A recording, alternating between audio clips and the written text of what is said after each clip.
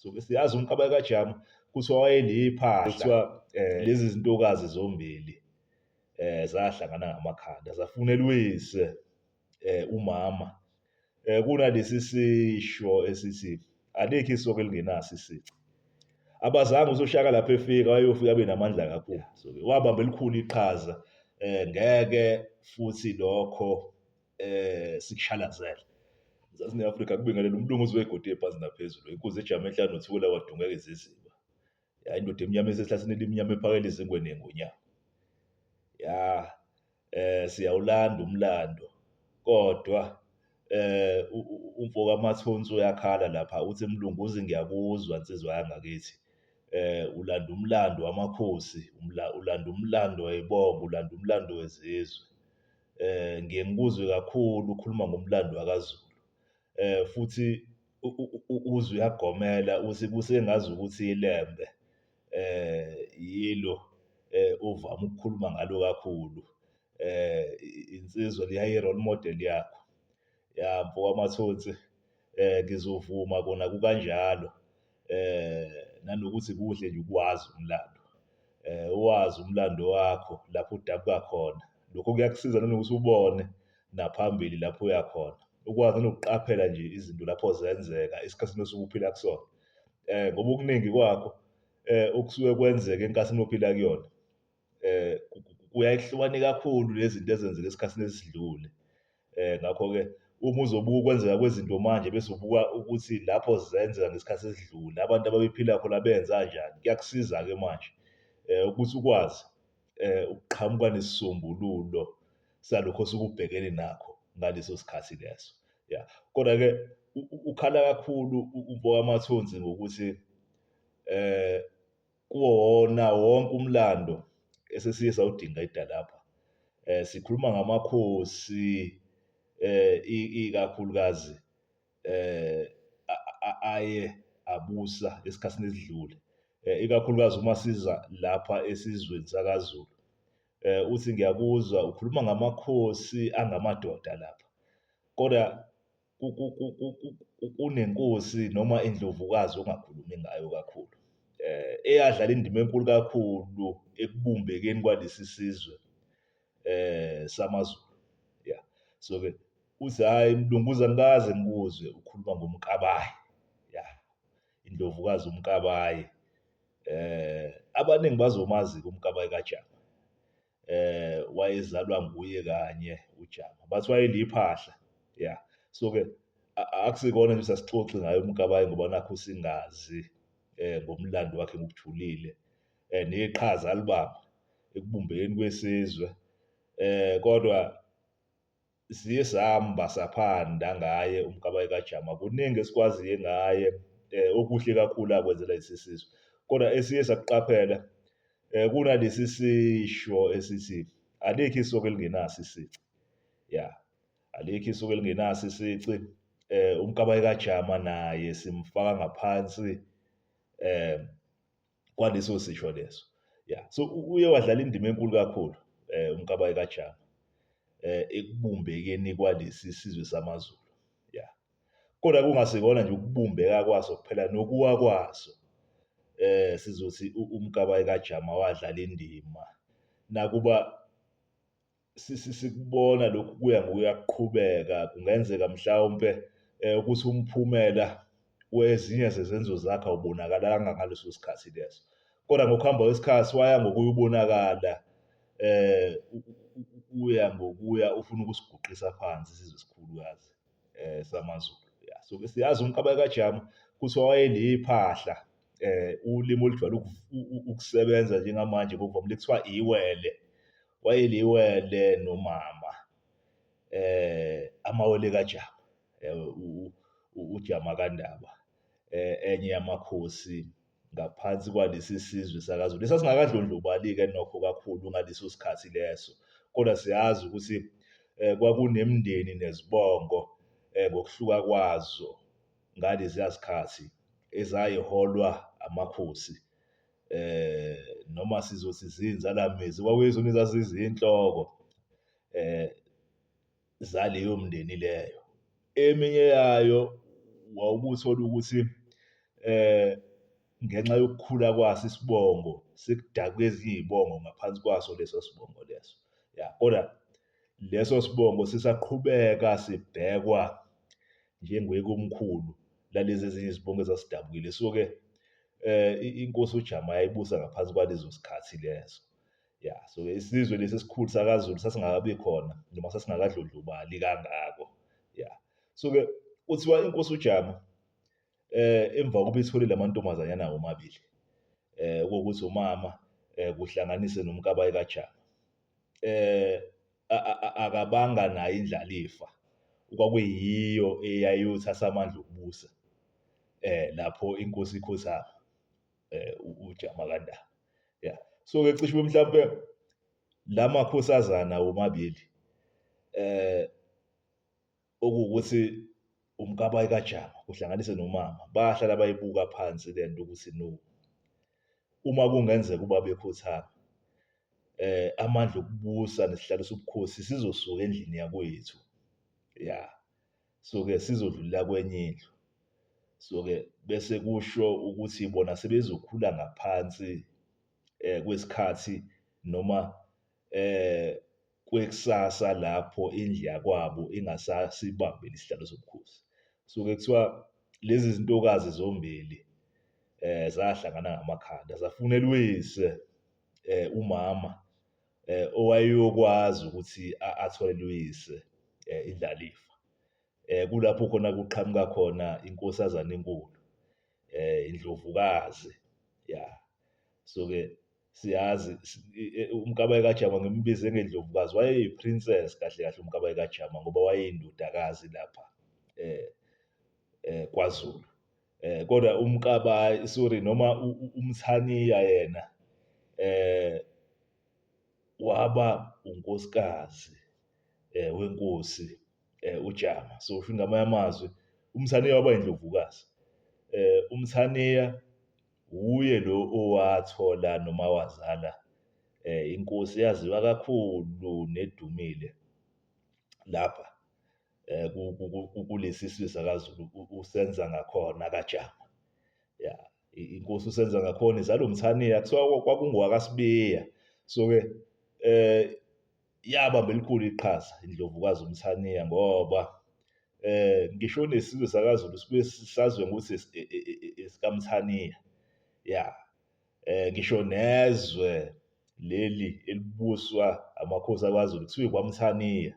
Ya, so-ke labo ubukhosi base buzolahleka, iNdlovukazi uMthaniya yakwazi ukububuyisa bube sendlini kaJama ngokuthi athole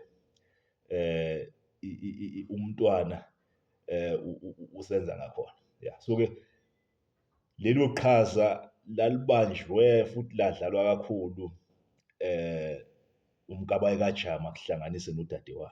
Ya, so-ke cishe mhlampe lokho kwenza uMkabayi kaJama wabaluleka kakhulu ngisho nasemndenini ukuthi cishe salahlekelwa, kodwa ngokusebenzisa umqondo nokubona ukuthi umuzi kayise kumele uvuke, batholela uyise uJama. Unkosikazi wathola inkosana ukuthi kwaba uSenzangakhona. Ya, so-ke wabamba elikhulu iqhaza, ngeke futhi lokho sikushalazele.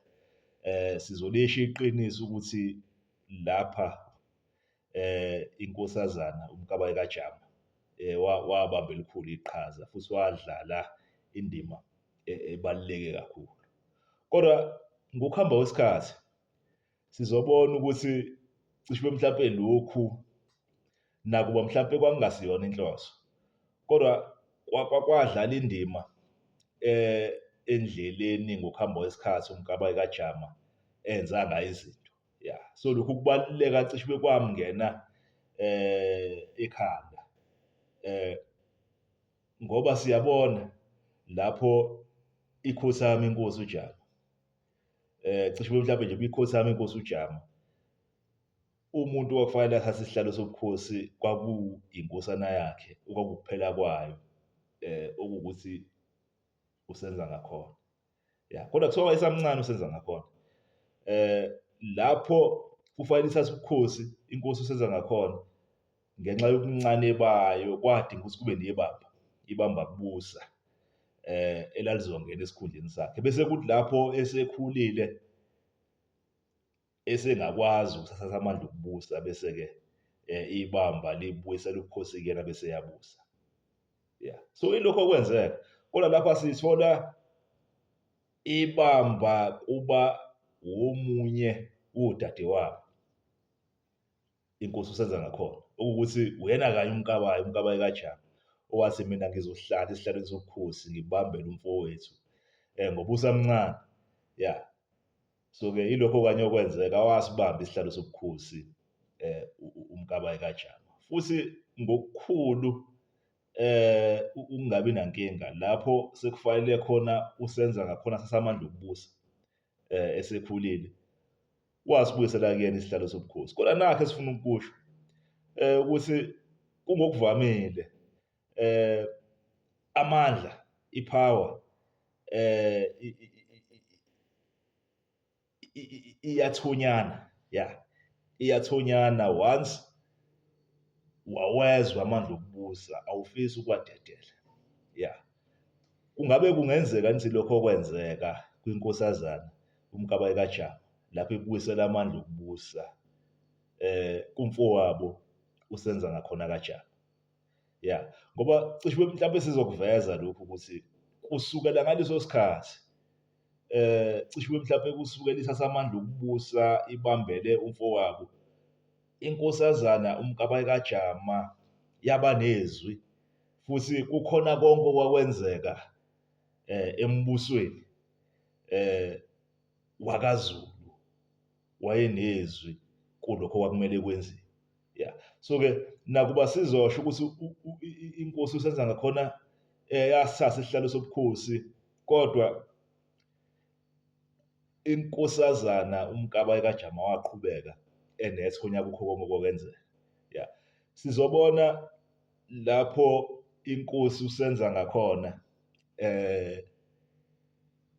ithola umntwana ngaphandle komshado, okuwukuthi ilembe leqama emalembe uShaka Zulu, owaziwa kakhulu njengombumbi wesizwe samaZulu, ngoba sikushilo sathi kwakumane kuyisibongo lesi esasihlanganisa imindeni eyayidabwa ngaphansi kwalesi sibongo esikhulu sakaZulu, bese yenganyelwa amakhosi ayedabuka ngaphansi kozalo lukaZulu. Then uJama wayebusa ngaphansi kwalelo gunya lelo. Kodwa ilembe lona lahlanganisa izizwe eziningi, kusho ngamanye amazwi lashaya ezinye izizwe layifaka ngaphansi kwalesi sizwe esikhulu noma kwalesi sibongo sakaZulu, kwase kwakheka umbuso omkhulu wakwaZulu. Kodwa lapho ezalwa uShaka Zulu, siyathola ukuthi akazange amukeleke kahle ngokwesiko ekhaya kwabo. So akazange amukeleke kahle ngokwesiko. Abanye baye bakuveza ukuthi nakuba ekugcineni usenza ngakhona wamthatha uNandi unina kaShaka wamenza unkosikazi omncane, kodwa inhlalo ngathi ayibanga khona kahle, ayibanga yinhle inhlalo ngokomlando kuyaye kushiwo kanjalo. Lokho okwaphoqelela ukuthi ekugcineni uNandi kaBhebhe kanye nelembe leqama emalembe lisalincane kakhulu bahambe, abuyele ekhaya kwabo uNandi kaMhlongo eLangeni. Nalapho khona siye sizwe khona kuthiwa wafika wangapha kahle, nakhu sesimthole esehamba-ke manje eseya esizweni sakaMthetha, lapho khona ilembe lafike lakhulela khona.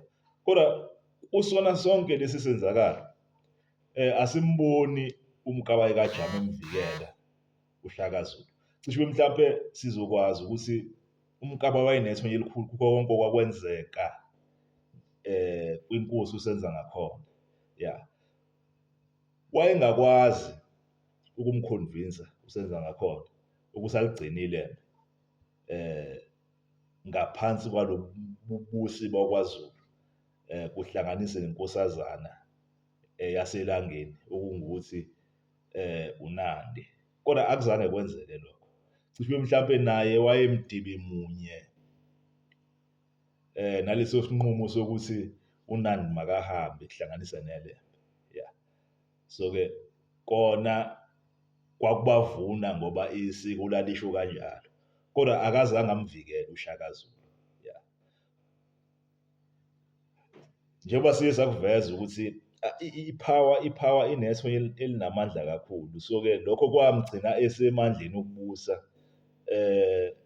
uMkabayi kaJama, kodwa ngaphansi kokubusa kukaSenza Kakhona wayenegunya elikhulu noma wayenethonya elikhulu kukho konke okwakwenzeka. So kungakho-ke manje sesithola lapho uSenza Kakhona ekhutha okukuphela komuntu owayeyi-threat kulobu bubusi bakaZulu bakuShaka Zulu, owayesekhulile nokho eseliqhawe ngaphansi kwesizwe sakaMthetho. Yeah.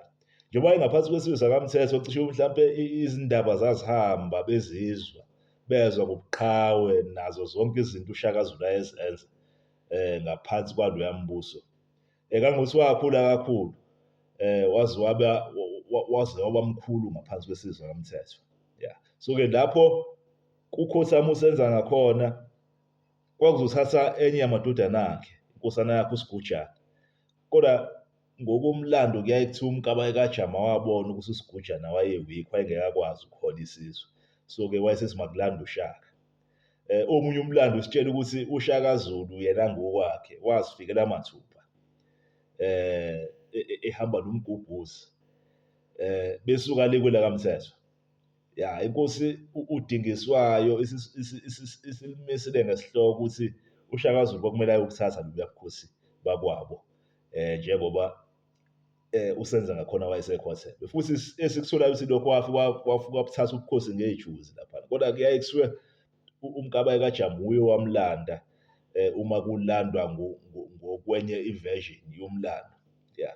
Kodwa awucabangi ukuthi kungenxa yokuthi wayebona uMkabayi kaJama ukuthi njengoba sekukhotheme uSenza Kakhona, iLembe linamandla kangaka, ukube kuthiwa ubukhosi baba nje uSigujana cishe mhlawumpe babengeke bahlaliseke kahle ngoba iLembe laliyofika libufune lobu bukhosi. Yeah. So cishe mhlawumpe okwenza uMkabayi wabona ukuthi okuyona ndlela ekahle kakhulu ukuze nami ngizohlaliseka kahle, ngiqhubeke nginethonya ngaphansi kwalobu bukhosi bakaZulu, angehlele ngezansi ngivume iLembe libuthathe ubukhosi. Yeah. So sho ngamanye amazwi nakuba engamvikelanga uShaka ngalesa sikhathi, kodwa kule nkathi waba ngasohlangothini lwakhe ukuthi hhayi, ngingu-anti wakho, ngingubabekazi wakho Shaka, ngiyavuma ukuthi ube sesihlalweni sobukhosi. Yeah.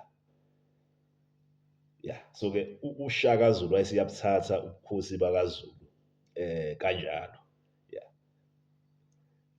Ngiyaqiniseka ukuthi ngenkathi ekwenza lokhu ezibisa ngasohlangothini likaShaka Zulu, wayazi uzoqhubeka abe nethonya kukona konke okwakwenzeka. Yeah. Ngoba wayazi futhi ukuthi kungenzeka ukuthi lapha ekhaya kwabo babengahambisani nokuthi kube uShaka ongena esihlalweni sobukhosi. Yeah. So babengamfuni. So wayengakwazi ukuthi amsondeze uShaka Zulu. Ngiye ngibe nalowo muzwa ukuthi wamyekela wangena esihlalweni sobukhosi ngenxa yokwesaba ukuthi ngelinye ilanga uShaka uyofika abaphazamisa. So-ke kungcono amsondeze eduzane, lapho eseseduzane bazokwazi ukuqeda ngaye uShaka Zulu. Then bese-ke beyaqhubeka nokubusa ngaphansi kwesibongo esikhulu sakaZulu esasikhona ngaleso sikhathi leso. Abazange ukuthi uShaka lapho efika wayeyofika abe namandla kakhulu. uShaka lapho efika wayenevision, wayenombono walokhu ayefuna ukukwenza. Cishe mhlawumpe ayekufunde ngisho nasesizweni sakaMthetho, lapha ayebona inkosi uDingiswayo eqoqela izizwe ndawonye ezifaka ngaphansi kwakhe, efuna ukwakha umbuso omkhulu wamanyambose. Umbuso omkhulu wamanyambose ayeyowuhola uqondise ezohwebo, ube yisizwe esikhulu nesivikelekile. So-ke cishe uShaka wafika nalowo mqondo lapho efika kaZulu ilokho futhi afika kwenza ngoba wathi lapho uma elalisa inkosi uZwide kaLanga nombuso wamaNdwandwe, kwase kukhomba kona ukuthi hhayi, kushuthi zonke izizwe ezazingaphansi kukaNdwandwe kumele zingene manje embusweni wakaZulu. Ya, sanda isizwe saba sikhulu kakhulu. So-ke kunoma iliphi itulo okungenzeka babengaba nalo ekhaya kwabo kwaZulu, kuhlanganise noMkabayi kaJama, lalingeke likwazi ukuphumelela ngenxa yokuthi uShaka Zulu wayeqhubeka ebamkhulu. Kodwa engike ngikuqaphele lapho ngibheka umlando ngaso sonke isikhathi, inkosi uShaka Zulu yayihlakaniphe kakhulu. Cishe mhlawumpe wayebona indlela u-anti wakhe ayeyiyo, ya, ukuthi u-anti wakhe uyawathanda amandla okubusa, ya, uyawathanda amandla okubusa, cishe mhlawumpe nokulawula kwakukhona phakathi naleyo nkathi leyo. So-ke simthola uShaka Zulu emnikeza manje enye ingxenye yobukhosi bakhe, ethi anti awukuhambe babekazi, ngizokunikeza indawo lapho khona uzoshaya khona umthetho wakho wena ngokwakho, uzimele ubaqondise laba bantu, kodwa ngaphansi kwesandla sami. Ya, ngoba cishe mhlawumpe wayebona ukuthi uyaphazamiseka ngoba wayenombono, cishe uma umbona yenawo uShaka Zulu nombono uMkabayi kaJama ayenawo wawungafani. Ya, so wayesemnikeza ubukhosi balapha ebaqulusini. Kuze namhlanje siyayisizwa kuthiwa inkosazana uMkabayi kaJama wuye owayehola lapha ebaqulusini. Ya, so ngokhuluma ngabaqulusi ngeke umshiye ngaphandle uMkabayi kaJama, wadlala enkulu indima ehola eqondisa lesiya sizwe sabaqulusi. Kodwa esingeke sakushiya ngaphandle, sasingaphansi kobukhosi bakaZulu obabuholwa ilembe leqema emalembe ngokukhalipha. Ya, so uma usuhlala phansi uhlaziya umlando nokubheka izinto ezenzeka ngokuhamba kwesikhathi, usuyabona ukuthi uShaka Zulu wayebona ukuthi engathi u-anti ufuna ukungiphazamisa kulezi zinto engizenzayo lapha. So ake ngimkhiphe ngimbeke eceleni, ngimmise lapha la khona ezokwenza khona ngendlela afuna ngayo, kube ilapho eqondisa khona, angiyeke mina ngenza izinto zami lapha. Futhi kwalunga lokho ngoba siyalibona ilembe liya ngokuya lidlondlobala, lifake izizwe eziningi ngaphansi kwalo. Umbuso lo wakaZulu uvuka uma ngeyinyawo ukhula. Ya, so-ke indima enkulu wayidlala uMkabayi kaJama lapho eqondisa isizwe sabaqulusi. Kodwa sithola sekwenzeka okunye futhi lapha ngemva kweminyaka elishumi nje kuphela. Kukhothama iNdlovukazi uNandi. Lapho ikhothama iNdlovukazi uNandi, njengawo wonke umuntu cishe mhlawumpe ilembe laphaseka kabuhlungu kakhulu. Ya, ukushiwa umzali akuyinto emnandi, into ebuhlungu kakhulu. Into ebuhlungu kakhulu, cishe mhlawumpe ziningi izinto azenza, kungena sona lesi sisho esithi alikho isoka elingenasici. Ziningi izinto azenza cishe mhlawumpe ezaba nomthelela ongemuhle esizweni. Siyayisizwe kushiwo kanjalo. Kuthiwa ilembe lalifuna wonke umuntu azile, kangokuthi kwaye kwamshana nokulinywa emasimini, njalo njalo. So-ke umuntu owayengenzi ngokwalokhu ilembe lalikufuna lalimisa kagoqanyawo. Ya, so-ke kuye kushiwo kanjalo. Asikwazi iqiniso kangakanani lokho, ngoba kuvela emva kokuba ilembe selikhotheme, ukuthi ezinye zezinto ezabangela ukuthi liyiswe kagoqanyawo ilokho. Ya, kodwa esikutholayo ukuthi lapho kufa noma kukhothama iNdlovukazi uNandi, kungenzeka ilapho khona abahleli betulo lokuthi ilembe libulawa bathola khona itulo lokungenela, ngoba sizokhumbula kuthiwa ilembe akekho umuntu elalimthanda njengonina iNdlovukazi uNandi. Ya, so kuyawenza umqondo lokho ngoba wawa evuka naye ngampela uNandi, uShaka Zulu. Ungacabanga ehamba naye eya le ekhaya kubo, afike nakhona izinto zingahambi kahle, amthathe ahambe naye aye le kwelakaMthethwa. Ya, lapho afika akhulela khona. So lapho ekhule eba indoda ephumelela uShaka, cishe mhlawumbe umuntu ayehlezi ecabanga ngaye umama wakhe, ukuthi umama ungithwalile ngaphansi kwezimo ezinzima. So wayemthanda kakhulu futhi emlalela. Ya, so-ke ekumlaleleni kwakhe cishe mhlawumpe uma wakhe wayeyi-weakness yakhe uShaka Zulu, ngoba kungenzeka ukuthi nakuba uShaka Zulu ayefuna ukwenza izinto ngendlela ayefuna ukwenza ngayo, njengoba u-anti wakhe naye ayenethonya noma efuna ukuqondisa ezintweni ezithile ezazenzeka ngaphansi kombuso, wayengeke aye kuShaka ngokuqondile ngoba wayazi iLembe lalenza izinto ngendlela yalo. Futhi indlela yayihlezi iphumelela ngaso sonke isikhathi. Kodwa cishe mhlampe babetubuza amagabade kumama lapho befuna ukwenza okuthile batshena unina kaShaka uNandi, then uNandi bese edlulisela kuShaka. uShaka wayemlalela unina, then mhlampe cishe mhlampe ilokho kwakwenza ukuthi bese enza ngendlela le asho ngayo unina, kanti mhlampe kuqhamuka ku-anti wakhe. Kodwa lapho uKhothama unina weLembe babona ukuthi hhayi manje asisengadabula lapho, akukho esizomtshela kona uShaka ngokwendlela yethu esifuna ukwenza ngayo, akwamukele ngoba unombono, une-vision. Yeah. So cishe mhlampe ikona lokho okwenza ukuthi manje bese bakha itulo lokuthi bambulale. Bese bakha itulo lokuthi bambulale. Okunye engiyaye ngikucabange lapho ngihleli uma ngisuke ngibheka umlando ukuthi lapho unina esaphila futhi kwakungelula ngoba phela iNdlovukazi abantu babemthanda uShaka lapho esakhe isizwe saba sikhulu kakhulu. Mhlampe kungeke kube ukuthi umndeni wakhe lo ayezalwa kuwona, kodwa ngisho nabantu nje ababeqhamuka kwezinye izizwe. So-ke nanoma iliphi itulo kwakungenzeka bayalenza labo, unina wayengeke angezwa. Wayengeke angezwa ukuthi nakhu manje asebefuna ukukwenza. So-ke wayehlezi umgoqo ovimbayo unina, ukuthi kungabe uthole ukuthi ekugcineni indodana yakhe igcine isiyabulawa ngenxa yetulo elisuka lapha ngaphakathi. Kodwa lapho unina esefile sithola manje leli tulo selihlangana liphumelela. Siyathola ukuthi kungenkathi lapho iLembe lalijube khona amabutho ehambile, eyakolwa le enyakatho nezwe, eqhubeka umkhankaso wokuhlanganisa izizwe ezifaka ngaphansi kwalesi sizwe esikhulu sakaZulu. Siyathola ukuthi uShaka Zulu ezinye izinto ayezenza, wayewenza amadili nabahwebi ababeqhamuka kwezinye izindawo, kodwa umqondo wakhe wawungafokhasile kakhulu kwezohwebo ngaleso sikhathi leso. Kodwa nanoma yini yayenzeka wayenawo umqondo wayo, futhi labo ababeqhamuka kwamanye amazwe bezohweba ngaphakathi ezweni, kunokuthile ababekukhipha, babekhokha, bekhokhela ukuthi basebenzisa izwe lesilwe.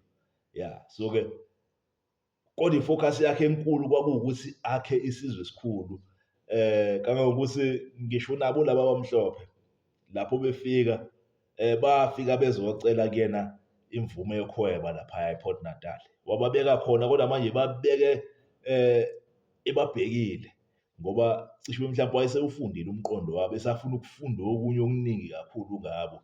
Kuthi wayebabekile nje lapha ebabhekile zona zonke izinto abazenzayo, kodwa ekubabhekeni kwakhe wayengahleli nje, wayeqhubeka akha isizwe, eqeqesha amabutho, enzela ukuthi kunanoma yini engase kuthiwa iyenzeka ngokomkhuba wabo laba bantu, bese yakwazi ukuthi amelane nabo lapho ibutho lilikhulu, lapho isizwe sesikhulu.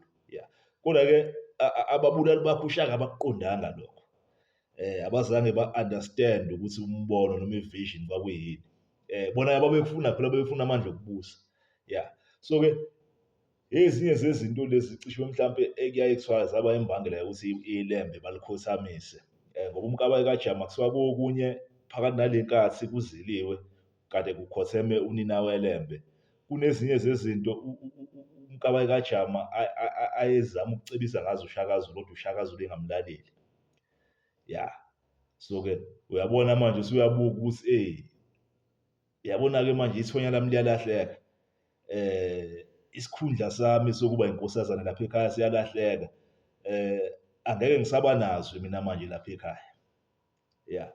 So-ke kungakho-ke manje sehlangana noDingana, ngoba cishe uMkabayi kaJama uma uzombuka wayefuna umuntu azokwazi ukumqondisa, wayefuna ukubeka umuntu ehlalweni sobukhosi azokwazi ukumqondisa bese enza ngendlela yakhe izinto. ingani phela uzokhumbula ukuthi kungenzeka ukuthi wayenawo umuzwa ukuthi ukuze lobu bukhosi bube khona kungenxa yakhe, ngoba ngaphandle kwakhe ngaba akazalwanga uSenza ngakhona. Ya, ngaphandle kukaSenza ngakhona ngaba akavelanga uShaka Zulu. Ya, namadodana kaSenza ngakhona esewukalasha. So shuthi kungenzeka mhlampe wayenomuzwa wokuthi bayamkweleta ngandlela thize.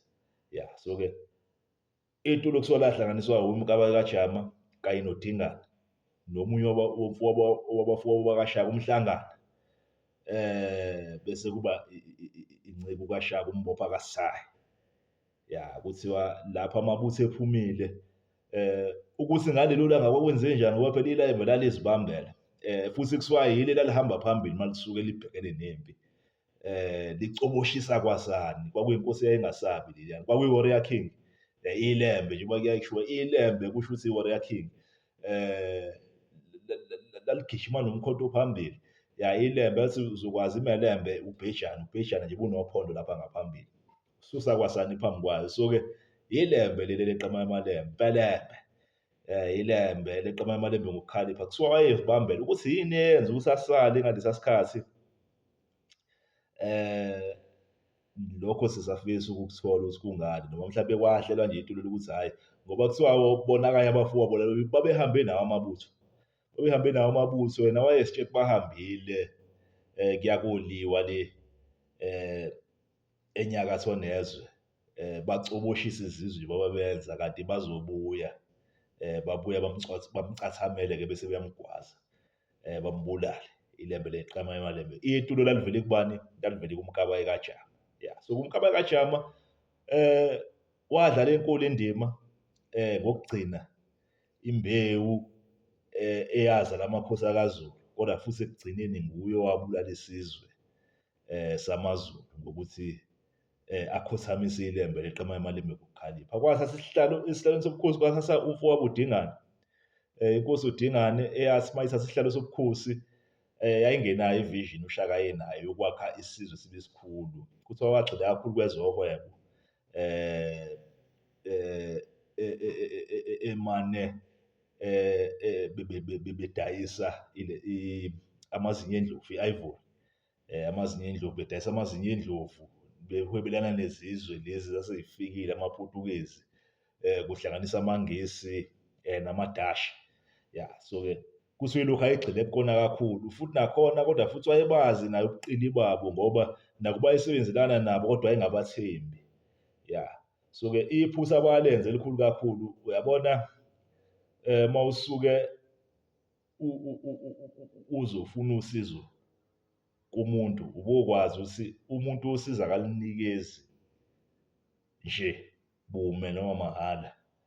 Kodwa kukhona okusuke kufanele ukhokhe ngakho, ngoba siyathola laphana ngesikhathi so-Piet Retief, amaDashi nje bayenyuka eza enhla nezwe. Kuthiwa efuna indawo ahamba ayokhothama kusona esile uDingane, esafuna indawo. Usesi-ke, hhayi madoda, uma nifuna le ndawo, ngoba kunezinkomo zakhe engathi kuthiwa zayithathwe inkosi uSigonyela. uSigonyela usesi, uma nifuna indawo hambani niyongilandela izinkomo zami kuSigonyela. Uma senibuya nazo ngizoninikeza indawo. Ya, kuthiwa abaBhunu akwenza lokhu uPiet Retief nethimba lakhe. Bahamba bafika ngempela babuya nazo izinkomo, bathi hhayi-ke nazo izinkomo sesibuye nazo-ke, sinikeza indawo. Hawu, kanti ababuzanga elangeni. uDingane wamane washo nje ukuthi abahambi bayolaza izinkomo zobanikeza indawo, kanti akukho lokho ayekuhlosile noma ayefuna kwenzeke. So kungakho manje wavela lesi shithi ubaholele ophathi. Ya, wabamema bafika, wathi abangasiphathi isikhali. Ya, kuthe kusanjalo nabo bengasiphethe isikhali, kanti babesigqibile lapha esibayeni.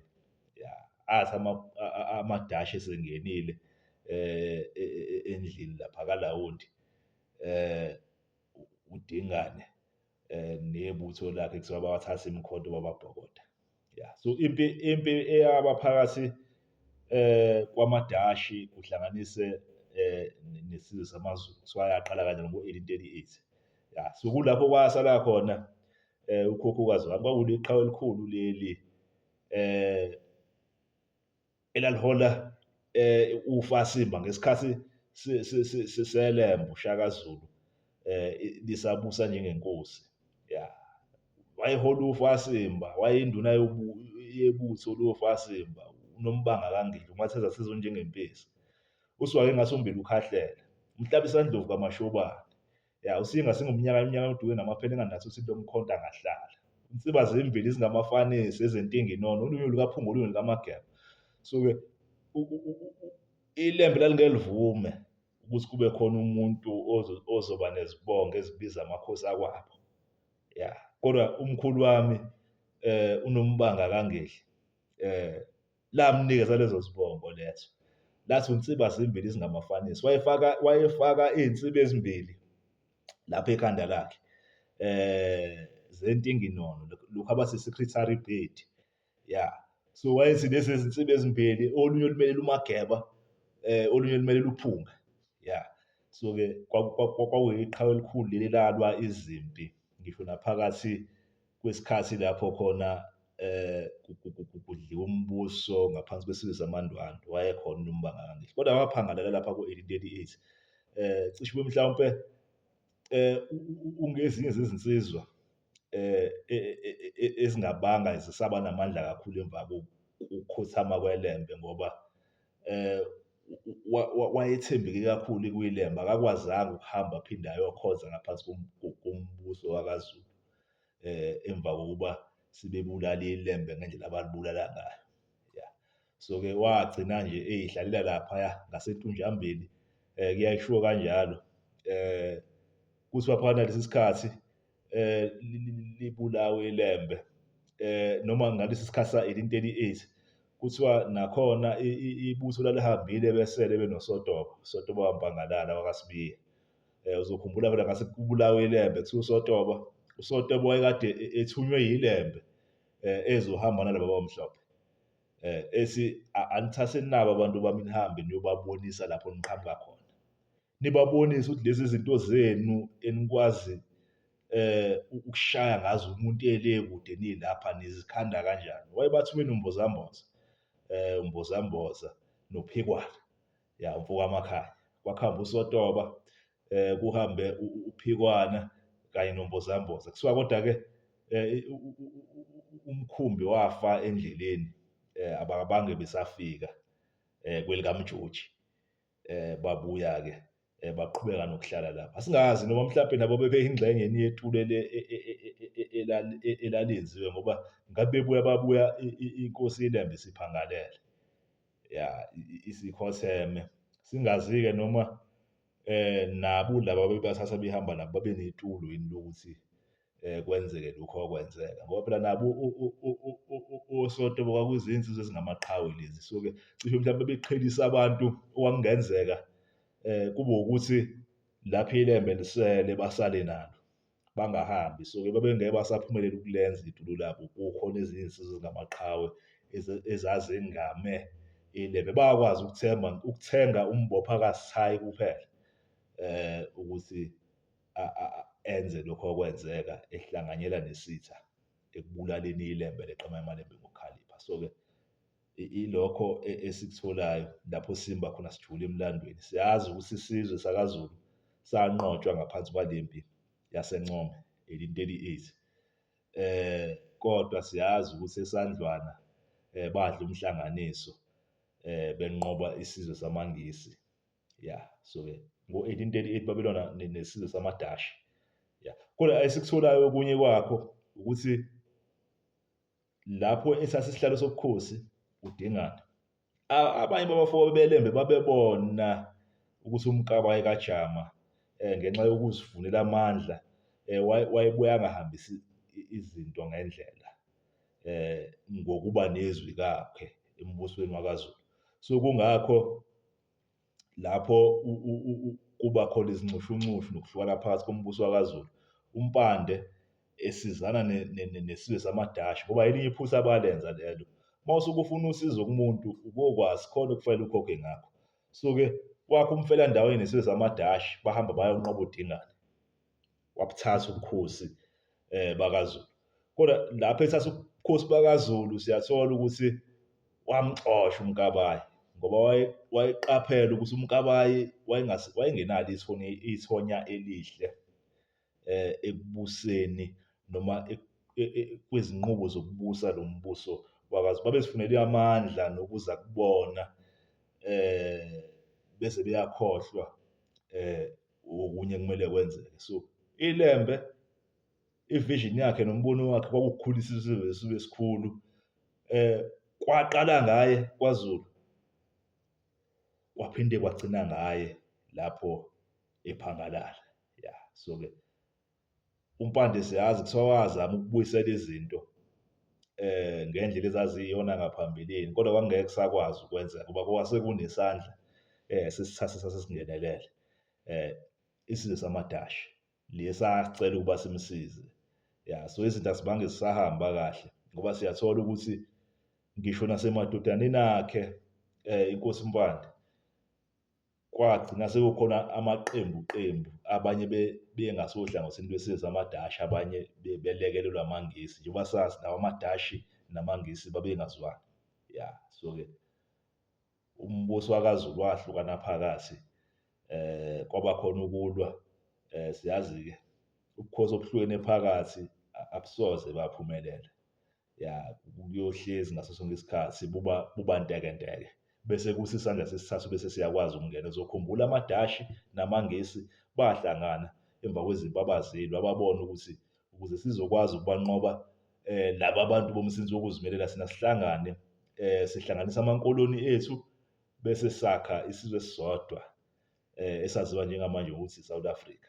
Ya, so-ke kodwa umbuso wakaZulu wahlukana phakathi wabantekenteke, laba bahlangana, lapho behlangana base sebeyimbumba bakwazi ukunqoba laba sebehlukene, base bethatha amandla okubusa. Kungasesona isizwe sakaZulu kuphela, ziningi izizwe ezazikhona ezazinamandla, izizwe ezaziwayo ngisho namanje. Uzucabanga ngesizwe sabeTswana, ucabange ngesizwe sabeSuthu, isizwe samaXhosa, isizwe samaMpondo, amaMpondomise njalo njalo, isizwe samaVenda. Ziningi izizwe ezazinamakhosi ayenamandla ngalesiya sikhathi nazo ezanqobeka ngenxa yezinxushunxushu ezaba ngaphakathi ezabenza babantekenteke. Ya, so-ke ileyo indima eyadlalwa inkosazana Princess uMkabayi kaJama. Ya, so kangangokuthi abaye bathi akazange ashade noma agane ngenxa yokuthi wayebona uma egana uzoshintsha isibongo. So-ke nanoma yini eyayenzeka ngaphansi kombuso wakaZulu wayengeke asaba nalo izwi ngenxa yokuthi lapho eseganile wayobe esebiza esinye isibongo, esengowesinye isibongo, so wahlala engaganile khona ezoba nezwi kukho konke okwakwenzeka. Ya, so-ke ukuthi uMkabayi kaJama wayeyinkosazana enhle noma embili, angeke sikusho thina lapha kaMlando Mathix, kodwa kukuwena ukuthi uzinqumele ukuthi wena ukubona kanjani. Ya, so inkosazana uMkabayi kaJama isenzo esihle esisiqaphelayo lapha kaMlando Mathix ileso sokuthola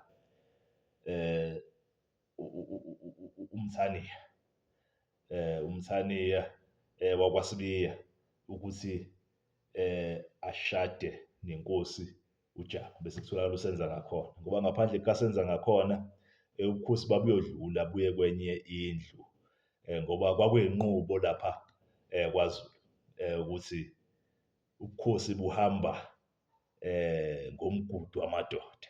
Ya, so-ke wakwazi ukuthatha amandla okubusa uye kuphela uMkabayi kaJama owahlala esihlalweni sobukhosi bakaZulu lapho ebambele umfowabo uSenza ngakhona. Ya, so-ke cishe mhlawumbe lapho embambele ngisho noma esebusa uSenza ngakhona wayenezwi uMkabayi kaJama. Ya, lapho ekhothama uSenza ngakhona wabona ukuthi iLembe eleqa amalembe lizomphazamisa, akimsondeze eduze. Ya, lapho emsondeze eduze iLembe labona kodwa ukuthi hhayi engazi ukuthi ngizophazamiseka la, nange semkhipha manje uMkabayi kaJama ethi awubambe laphaya. Khona mina ngizobe ngiqhubeka nezinto zami engizenzayo lapha. Ya, kodwa siyathola sekugcineni uMkabayi kaJama ehlangene nabanye babafowabo bakaShaka, yibo abakhosamisa iLembe. Ya, uMpande-ke wuye owabe semxosha 1840. uMpande lapho esasamandla okubusa wamxosha, wambhenisha uMkabayi kaJama. Wathi hhayi Mkabayi kaJama, ngiyakubona ukuthi uyinkinga kulobu bukhosi wena. Awuphume kanje. Kwadlula 3 years 1843 waseyakhothama naye uMkabayi kaJama. So wadlala indima enkulu kodwa alikho isoka elingenasici. Ya, njengawo wonke umuntu okhona nophilayo, kukhona izinto ezinhle kube khona izinto ezimbi. Ya, bese kuyashiyana-ke ukuthi ikona kukuphi okuningi kakhulu, ngoba kokunye uyayenza izinto ezimbi zone kakhulu ziphazamisa izinto, bese ekugcineni izinto ezimbi kube yizona ey'dlula izinto ezinhle. Ya, ngingazi bekusabonakala okuhle obukwenzile, kanti uma wenza okuhle kuyalibaleka okubi okwenzayo nakuba kukhona. Ya, so-ke umlungu useyikhothe phansi ngaphezulu, inkunzi ejame enhlane nothukela, kwadungeka izizima. Ngithembe mfoko wamathunzi ukuthi wanelisekile njengamanje. Ya, so besinawo umlando wenkosazana uMkabayi, uMkabayi kaJama, besisazowulandisa kodwa-ke ngoba usuye wakhuluma, siyalalela thina lapho kwamlando mase hhayi asihlale phezu kwawo. Siyabonga Mzansi neAfrika.